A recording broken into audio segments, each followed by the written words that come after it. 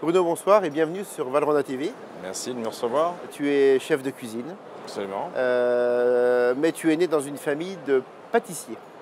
Absolument, pâtissier, mon grand-père pâtissier, mon oncle, mon père bien entendu, pâtissier, qui a tourné Je connais bien. dans la chocolaterie il y a 25 ans à peu près, il se spécialise dans la chocolaterie, un des fondateurs des Relais Desserts. J'ai la chance de côtoyer Lucien Pelletier, référence des références, enfin tous ces gens. Et pourquoi quand on est dans un monde de pâtissiers, on choisit la cuisine? Parce que j'ai Ton frère est pâtissier? Mon frère est pâtissier, effectivement. Et parce que j'ai toujours voulu ça et j'ai jamais voulu en démordre. J'ai commencé par la pâtisserie, peut-être contraint et forcé, parce que lorsque j'étais petit, je travaillais avec mon père, avec Christophe, avec mon frère. On était tous les deux à équeuter les fraises, gratter les plaques, faire les moules, enfin ce que font tous les apprentis. Mais moi, j'ai commencé très très jeune à faire ça. Et donc, naturellement, j'ai toujours voulu être cuisinier, et quand j'ai eu l'occasion, quand j'ai eu 16 ans, j'ai commencé un apprentissage comme beaucoup de jeunes. Et là, l'apprentissage se passe où alors? L'apprentissage se passe à Nantes, dans un relais château, bel établissement, domaine d'Orvaux.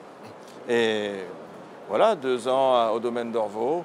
Je pars à Paris, Voilà. Je monte à Paris. J'allais dire la capitale. À la La capitale. capitale t'appelle. Absolument, la Oui. maison du Danemark, l'armée, et puis plein de très belles maisons, jusqu'à la rencontre, retourner dans ma Touraine natale pour travailler avec Charles Barrier, qui était mon héros. C'était vraiment mon héros, et de côtoyer Charles Barrier, ça a été un rêve.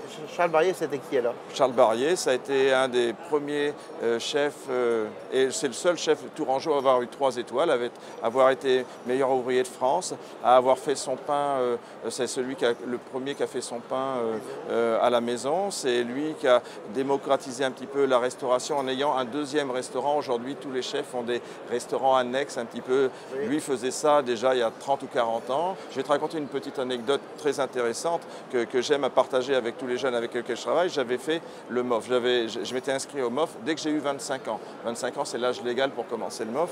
Et je vais au MOF et bien sûr, je n'ai pas réussi.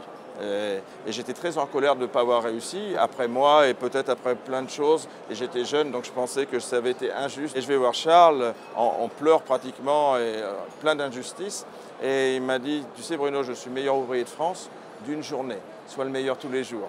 Je m'en suis rappelé tous les jours de ma vie.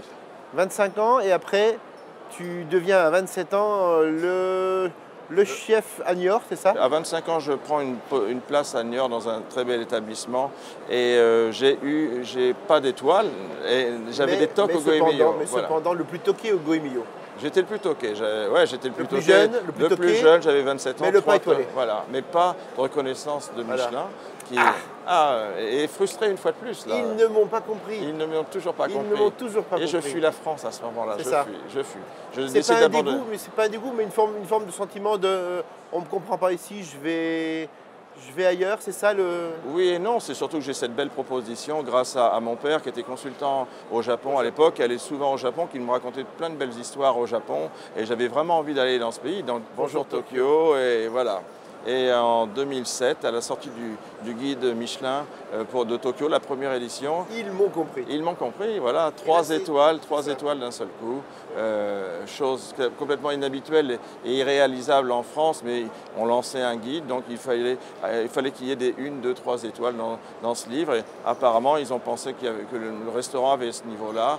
Et grand moment de bonheur, moment unique de bonheur dans ma carrière, certainement. Ce qui fait que Bruno Ménard, aujourd'hui, dans toute l'Asie, tu rayonnes. Tu rayonnais déjà en tant que grand chef, bon chef, surtout bonhomme.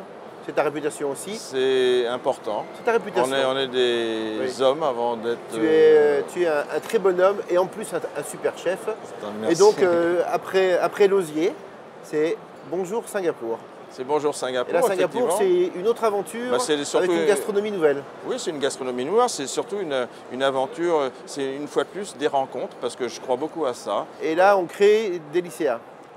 Deliciae existe depuis 1 an déjà, avec 3 restaurants. Aujourd'hui, il y en a 8.